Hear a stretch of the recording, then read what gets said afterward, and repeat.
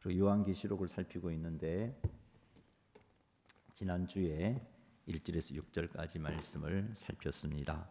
오늘도 한 절 한 절 읽으면서 그 의미를 파악하고 그 의미를 파악하는 중에 또 하나님께서 내게 주시는 그 음성들을 듣게 되기를 주의 이름으로 축복합니다. 7절 말씀 같이 한번 읽어보죠. 볼지어다 그가 구름을 타고 오시리라. 각 사람이 눈이 그를 보겠고 그를 찌른 자들도 볼 것이요 땅에 있는 모든 족속이 그로 말미암아 애곡하리니 걸어하리라. 아멘. 볼지어다 그가 구름을 타고 오시리라. 자, 이 말씀은 우리 구주 예수님께서 재림하신다는 말씀입니다. 이것이 반드시 속히 일어날 일들인데 주님 재림하시면 어떤 일이 일어난다고 말합니까? 각 사람의 눈이 그를 보겠고라고 말씀하십니다. 그리고 그를 찌른 자들도 볼 것이요 라고 말씀하고 있습니다.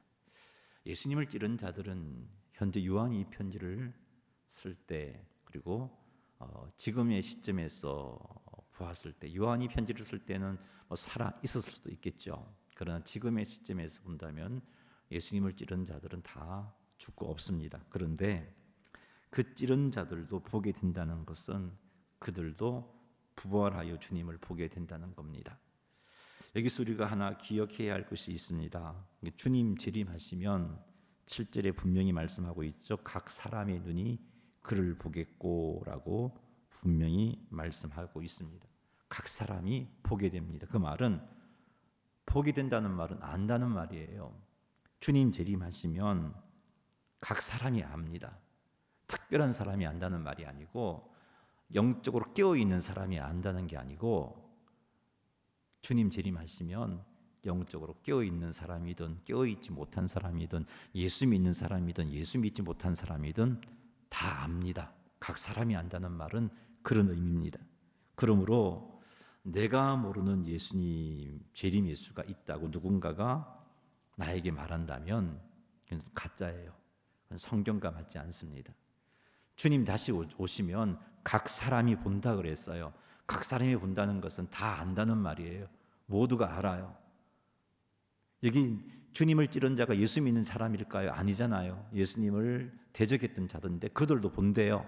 그 말은 예수님을 믿든 믿지 않든 영적으로 깨어있든 깨어있지 못하든 간에 주님 재림하시면 다 보게 되고 다 알게 된다는 겁니다.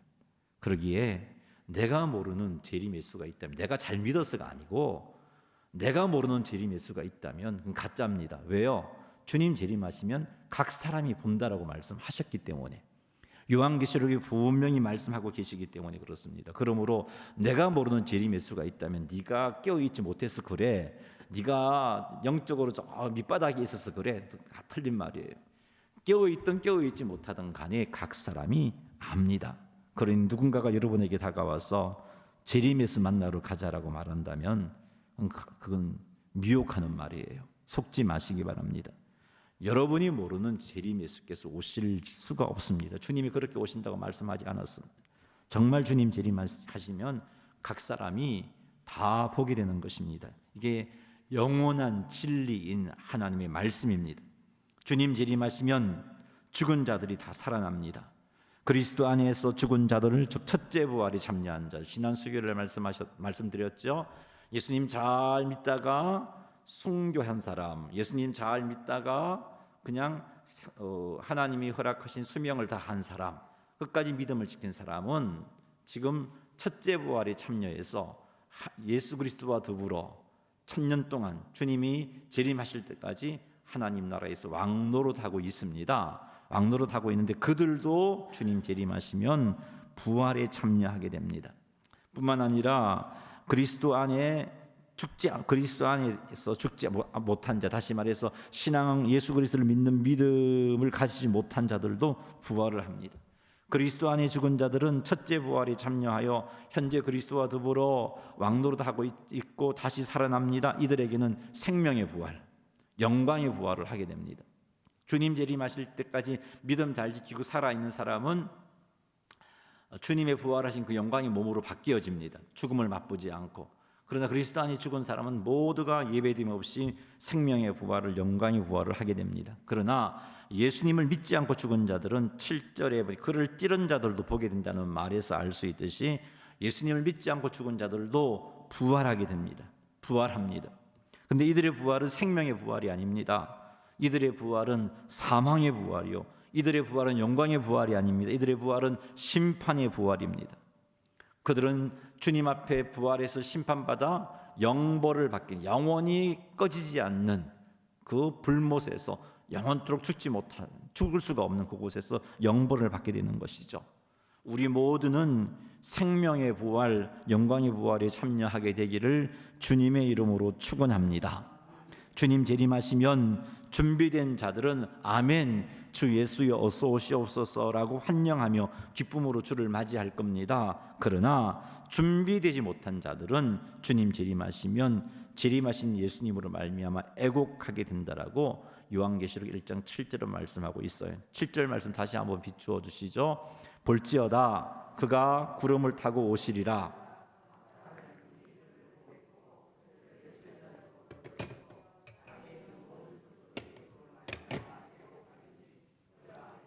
아멘.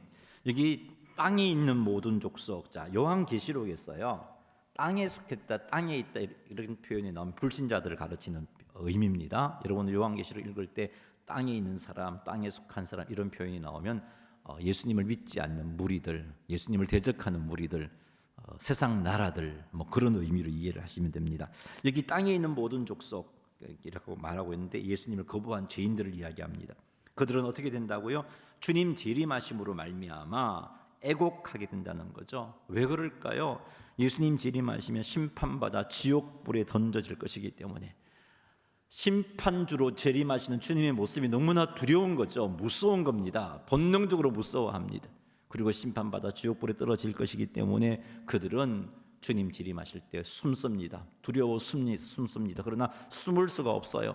그들 나름대로 숨지만 숨지 못하여서 애곡하고 땅을 치면서 그렇게 후회하는 모습으로 주님 앞에 서게 되는 것이죠. 사랑하는 성도 여러분, 예수님을 믿는 믿음으로 재림하시는 주님을 맞이하시기 바랍니다.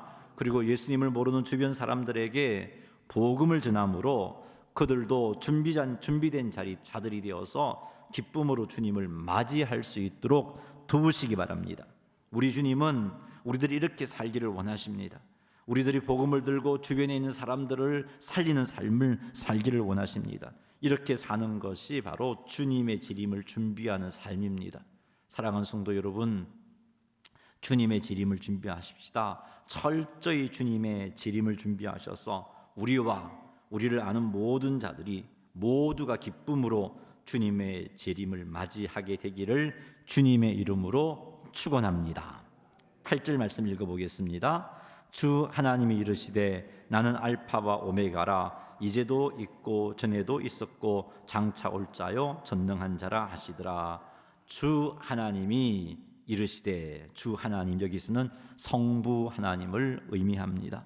성부 하나님의 말씀을 통해서 우리는 성부 하나님이 어떤 분이신지 우리 8절을 통해서 살펴보겠습니다. 주 하나님께서 당신을 소개하고 있어요. 주 하나님이 이르시되 나는 알파와 오메가라라고 말씀하고 있습니다. 여기 알파는 헬라어 알파벳의 첫째 글자입니다. 그리고 오메가는 헬라어 알파벳의 마지막 글자입니다. 그래서 나는 알파와 오메가요라는 것은 나는 첫 시작과 마지막이요라는 그런 말도 됩니다. 나는 처음과 마지막이다라는 말도 됩니다. 즉 우리 예수님, 우리 하나님께서 이 세상을 처음 창조하신 창조주가 되시고 하나님께서 이 세상의 마지막을 날 심판하시는 심판주가 되신다는 의미이기도 합니다. 그러므로 창조주 하나님은 나는 알파와 오메가요라는 말씀 가운데 모든 것을 시작하게 하신 그 하나님을 생각한다면 그 하나님은 창조주가 되시고 그 하나님 우리의 주인 되심을 고백하지 않을 수 없습니다.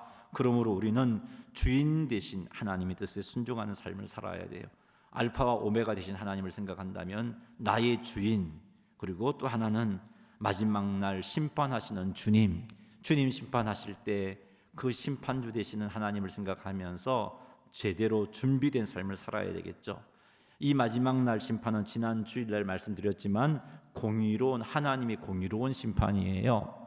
우리의 모든 억울함들을 풀어주시는 심판이고 우리를 높여주시는 공의로운 심판입니다. 이런 심판이 되기 위해서는 철저하게 예수 믿는 믿음을 소유해야 되겠죠.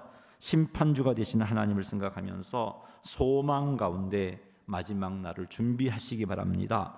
우리의 억울함을 풀어주실 하나님, 우리의 구원을 완성하실 하나님, 우리에게 칭찬과 명성을 주실 하나님을 생각하면서 하루하루 하나님을 온전히 믿는 믿음으로 승리의 삶을 살아가시는 성도님들이 되시기를 주님의 이름으로 축복합니다.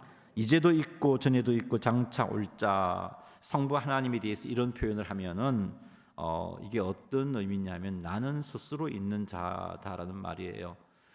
출애굽기 3장 14절을 해석한 말이 이제도 있고 전에도 있었고 장차 올 자라는 말입니다. 그리고 이 말을 읽을 때 요한계시록에서 스스로 존재하시는 분으로 이해를 하시면 됩니다. 하나님 이외에 모든 존재들은 그 존재를 있게 한 존재가 있습니다. 그 존재가 하나님이시죠. 하나님 이외의 모든 존재는 그를 존재하게 한 존재가 있어요. 그분이 하나님이십니다. 하지만 하나님은 하나님을 있게 한 존재가 없습니다. 하나님은 스스로 계시는 분이에요. 스스로 존재하시는 하나님이십니다. 그리고 이 말은 하나님의 영원하심을 나타내는 표현이기도 합니다. 우리 하나님은 스스로 존재한다. 이제도 있고 전에도 있었고 장차 올 자라는 말은 우리 하나님의 영원성을 나타내는 표현이기도 합니다. 알파와 오메가 되시는 하나님, 우리의 억울함을 풀어주실 하나님, 우리의 구원을 완성하실 그 하나님께서 영원히 존재하신다라는 겁니다. 자, 이것이 얼마나 우리에게 위로가 되고 힘이 되는지 모릅니다. 하나님이 영원하신 분이 아니라면 한평생 하나님을 의지한 우리들이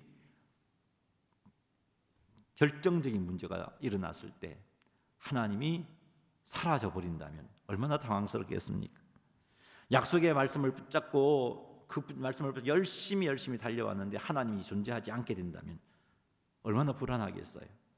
마지막 날 우리의 구원을 완성시켜 주시겠다고 약속하신 하나님이 영원한 분이 아니시라면 마지막 날 혹 하나님이 존재하지 않게 된다고 생각할 때 얼마나 절망스럽겠어요. 그런데 우리 하나님은 이제도 계시고 전에도 계셨고 장차 오실 영원하신 하나님이십니다. 그분은 스스로 존재하시는 분이면서 영원히 존재하신 하나님이십니다. 그러니 이런 걱정할 이유가 없어요. 그분의 약속의 말씀을 붙잡으면 결코 낭패를 당하지 않습니다. 8절 말씀에 의하면 또 주 하나님은 전능자라고 표현하고 있습니다. 이 표현은 히브리어의 만군의 하나님, 엘레 체바오트, 만군의 하나님에 대한 헬라어 번역이 주 하나님은 전능자이십니다. 자, 여러분 8절 말씀 앞에 주 하나님은 뒤에 전능자라고 표현하고 있죠. 이게 만군의 하나님에 대한 헬라어 번역입니다. 만군의 하나님이라는 하나님의 이름은 모든 만물과 또 역사 속의 사건들에 대한 여호와 하나님의 절대적인 주권, 권능을 나타내는 이름입니다. 다시 말해서 모든 만물의 주권을 가지신 하나님, 만군의 하나님. 이 땅에 일어나는 모든 사건 가운데 그것이 모든 사건들이 하나님의 주권과 통치함 속에 일어났다라는 의미. 그게 만군의 하나님의 통치함 속에 일어났다는 거예요. 이 땅에 일어나는 모든 사건이 만군의 여호와 하나님의 손 안에서 일어나는 일이고 이 땅의 모든 존재들이 만물들이 하나님의 주권 속에 있는 일이다. 그런 하나님을 나타내는 표현이 만군의 하나님. 여기서 요한계시록인 전능자 하나님이라고 표현을 하고 있는 겁니다. 하나님은 모든 만물을 통치하시고 다스리는 분입니다. 하나님이 이 땅에 일어나는 모든 일에 대해서도 선하신 섭리로 통치하시는 만군의 하나님이십니다. 전능하신 하나님, 만군의 하나님이십니다. 이런 의미가 주 하나님은 전능하시다, 만군의 하나님이다라는 의미인 겁니다. 하나님은 모든 만물의 주인 되시고 모든 만물을 통치하십니다. 하나님이 이 땅에 일어나는 모든 일에 대해서도 선하신 섭리로 통치하십니다. 내게 일어나는 그 어떤 일도 하나님의 선하신 섭리 안에 일어난 일이구나, 만군의 하나님을 생각한다면 우리 이거 고백하지 않을 수가 없습니다. 여러분, 만군의 하나님을 믿으신다면, 만군의 하나님, 여호와는 전능하시다, 만군의 하나님을 믿으신다면 내게 일어나는 모든 일이 하나님의 섭리 가운데 일어난 일입니다라고 우리는 고백해야 되는 겁니다. 그 만군의 하나님의 이름이 그런 의미니까요. 모든 것의 주인 되심도 고백해야 됩니다. 사랑하는 성도 여러분, 우리 하나님은 전능하십니다. 우리 하나님은 만군의 하나님이십니다. 그러니 불안해하지 마십시다. 두려워하지도 마십시다. 나를 사랑하시는 전능하신 하나님께서 허락하신 일이라면 우리에게 틀림없이 필요한 일입니다. 우리에게 틀림없이 유익한 일입니다. 그리고 우리가 감당할 수 있는 일입니다. 그러니 두려워하지 말고 염려하지 말고 믿으십시오. 만군의 하나님께서 섭리하신 일이다. 만군의 하나님께서 이 땅의 모든 사건들을 통치하고 다스리고 계시고 이 땅의 모든 존재들을 다스리고 계시다. 그 요한계시록의 전능한 하나님이란 의미라고 기억을 하셔서 그것을 믿는 믿음 가운데 두려워하지 마시고 오히려 더욱더 하나님만 의지하시는 여러분 되시기를 주님의 이름으로 축복합니다. 하나님께서 7교회 성도들에게 하나님께서 이런 분임을 밝히신 이유가 뭘까요? 하나님이 만군의 하나님이시다. 하나님이 전능하시다. 하나님이 영원하시다. 하나님이 스스로 존재하시는 하나님이다. 이것을 하나님이 지금 7교회 성도들에게 당신을 보여주고 계시는 말씀이잖아요. 1장 8절에서 왜 하나님께서 지금 7교회 성도들에게 하나님의 이런 분, 알파와 오메가 되시는 하나님, 스스로 존재하시는 하나님, 만군의 여호와 되신 하나님, 이것을 보여주시는 이유가 무엇이겠습니까? 그것은 앞으로 교회에 큰 환난과 핍박이 있을 건데, 박해가 있을 건데 그것에 대해서 너무 두려워하지 말라는 겁니다. 만군의 하나님의 섭리 안에 일어난 일들이에요. 그렇다면 필요한 일이고 그것을 통해 뭔가 하나님 하시고자 하신 뜻이 있고 그리고 나보다 더 잘하시는 하나님께서 그 일을 허락하셨다면 내가 감당하지 못할 것 하나님 아신단 말이에요. 그러니까 감당할 수 있는 힘까지 공급해 주심을 우리는 알 수 있잖아요. 그러니 만군의 하나님, 영원하신 하나님, 스스로 존재하신 하나님, 그것을 지금 7교회 성도들에게 하나님이 보여주는 거예요. 내가 이런 하나님이야. 그러니 이런 믿음으로 환난과 박해에 대해서 두려워하지 마. 만군의 하나님이 아니냐, 내가 이 모든 일들을 통치하고 있는 존재가 아니냐, 내가 영원한 존재가 아니냐, 나는 처음과 마지막인 이제 창조주이며 심판주가 아니냐. 그러니 염려하지 마, 두려워하지 마. 그 말씀을 하시고자 1장 8절에서 하나님이 나는 이러이러한 존재다라고 말씀하고 계시는 겁니다. 사랑하는 성도 여러분, 다시 한번 말씀드릴게요. 요한계시록은 우리를 두려움에 빠뜨리기 위해서 쓰여진 책이 아니에요. 요한계시록 무서워. 여러분, 그건 그런 태도를 가지는 사람은 요한계시록을 잘못 알고 있는 사람이, 잘못 읽는 사람이에요. 요한계시록을 읽으면요, 소망이 생겨야 돼요. 요한계시록을 읽으면 용기가 생겨야 돼요. 요한계시록을 읽으면 희망이 생겨야 돼요. 두려움이 아니라 세상은 점점 악해져가고 세상은 교회를 가만히 두지 않으려고 하고 있는 그 시점에서 환난과 핍박을 앞둔 7교회의 성도들에게 하나님 요한계시록을 주신 이유는 소망 가지고 담대하게 두려워하지 말고 승리의 삶을 살라고 주신 거란 말이에요. 그러기에 우리 여러분들이 이 시대에도 요한계시록을 읽으면 무서워가 아니고 하나님 감사합니다. 하나님 이런 하나님이네요. 내가 두려워하지 않겠습니다. 소망을 품겠습니다. 이런 반응을 해야 제대로 요한계시록 읽는 자세입니다. 오늘도 여러분 말씀을 읽으면서 이런 소망이 생겨나게 되기를 주님의 이름으로 축원합니다. 9절 말씀 읽어보겠습니다. 나 여호와는 너희 형제요 예수의 환난과 나라와 참음에 동참하는 자라. 반모라 하는 섬에 있었더니. 아멘. 요한은 7교회 성도들에게 자신을 너희 형제요라고 소개를 합니다. 여기 형제라고 번역한 원어는 아델포스라는 단어인데요. 이 아델포스는 어머니가 같은 자들을 칭하는 단어입니다. 어머니가 같은 자. 이게 진짜 피를 나눈 형제란 말이에요.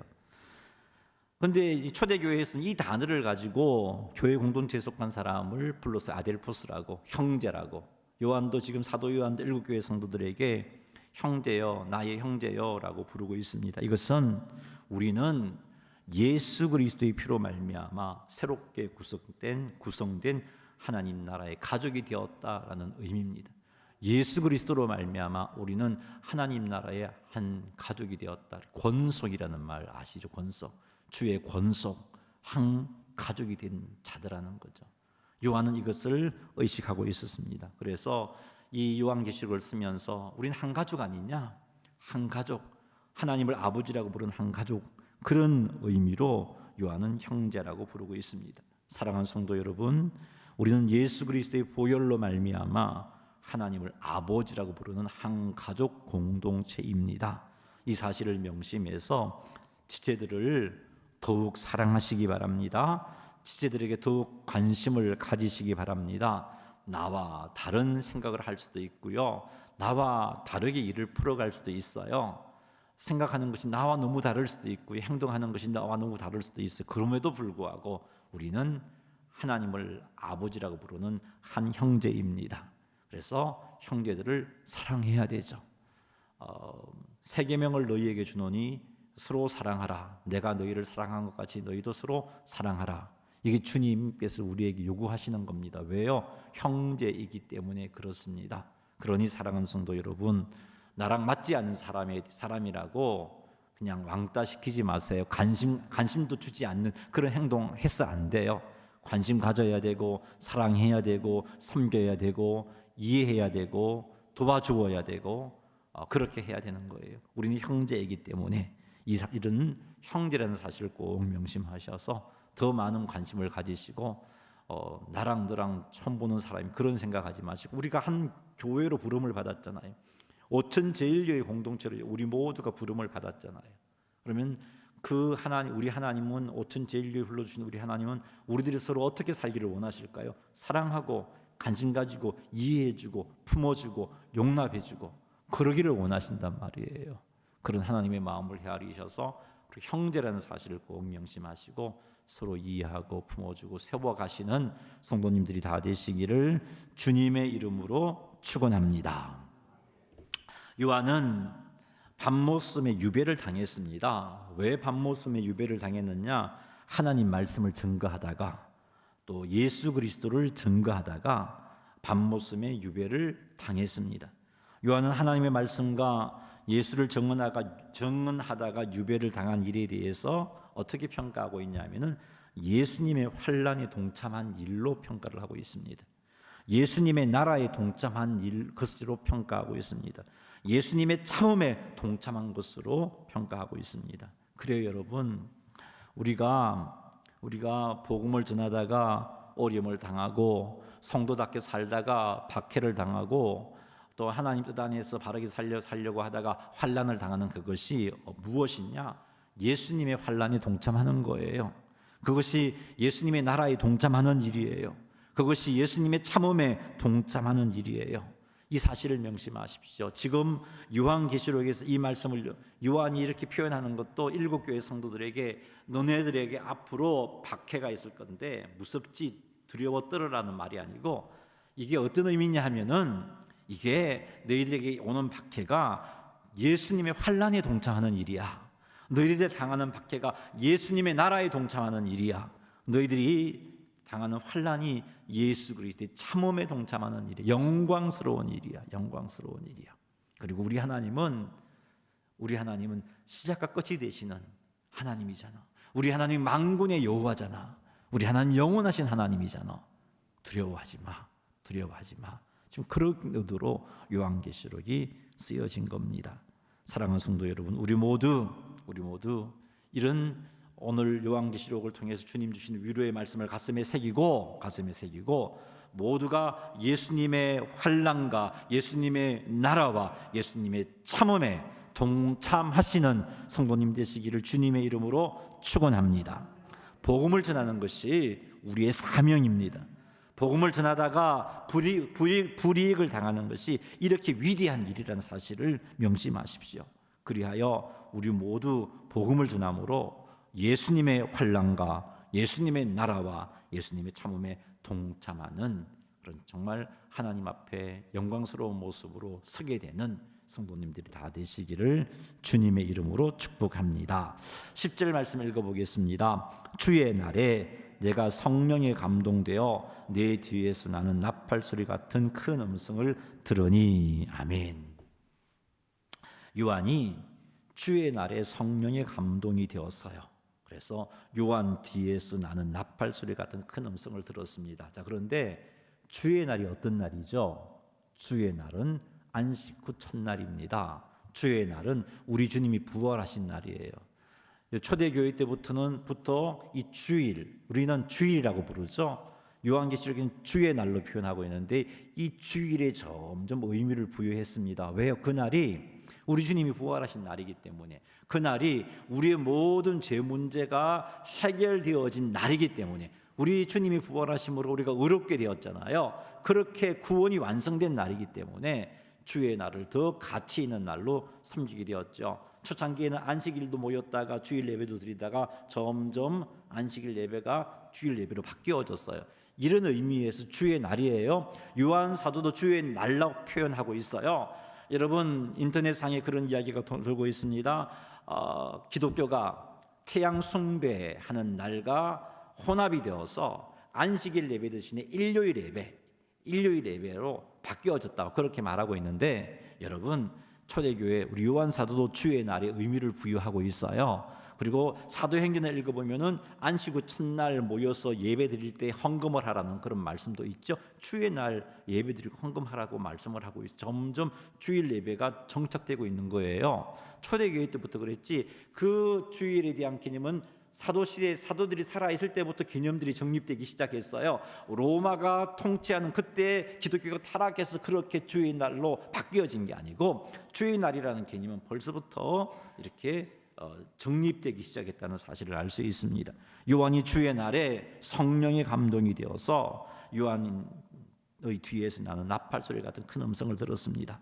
자, 나팔 소리 같은 큰 음성은 성경에 보통 하나님의 임재를 나타나는 현상이에요. 나팔 소리 같은 큰 음성은 구약 성경에서 하나님이 임재하실 때는 나팔 소리가 나기도 하고, 번개와 큰 음성과 우레 소리가 나기도 하고, 우박과 지진과 구름과 불과 연기가 동반되기도 했습니다. 이게 주의 날, 안식 후 첫날, 그날에 우리 주님이 부활하신 그날에 요한이 성령의 감동함을 받아서 하나님의 음성을 듣게 되는데, 이 1장 문맥에서 살펴본다면 이 하나님은 성자 하나님, 즉 예수님을 의미합니다.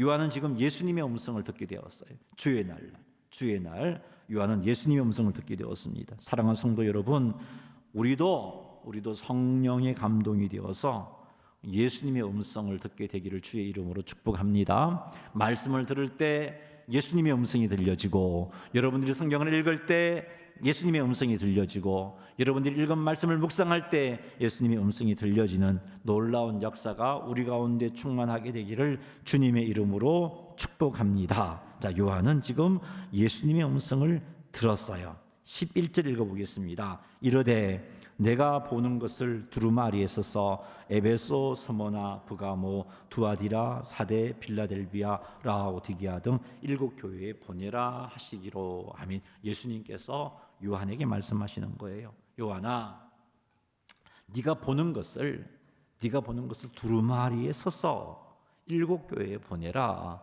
두루마리에 써서 7 교회에 보내라는 겁니다. 이게 요한이 본 것을 두루마리에 쓴 게 무엇인지 아세요? 요한계시록이에요. 요한계시록. 이 요한계시록을 반드시 속히 될 일이죠. 이것을 7 교회에 보내라라고 말씀하고 계시는 겁니다. 자, 7 교회가 지난 수요일에 말씀드려서 7 교회가 그냥 그 시대에 2000년 전 요한이 편지를 보낼 때 존재했던 7 교회만 의미하는 게 아니고, 7 교회의 모습은요, 이 땅에 존재하는 모든 교회의 모습을 품고 있어요. 그래서 그 7 교회에 보내라는 것은 이 땅에 존재하는 모든 교회에 보내라는 의미가 돼요. 그럼 우리들에게 보내는 편지이기도 하단 말이에요. 우리에게 주신 편지예요. 그러니까 여러분들, 요한계시록은 주님이, 우리 예수님이, 아셔야 돼요. 우리 예수님이 요한을 통해서 우리에게 보낸 편지란 말이에요. 요한계시록이. 예수님께서 사도 요한을 통해서 우리에게 보낸 편지가 요한계시록이라는 사실을 명심하시고, 왜 보내셨어요? 읽으라고. 왜 보내셨어요? 읽고 듣고 그 가운데 기록된 것을 지켜 행하라고. 그래서 복받으라고 보내주신 책이 요한계시록이에요.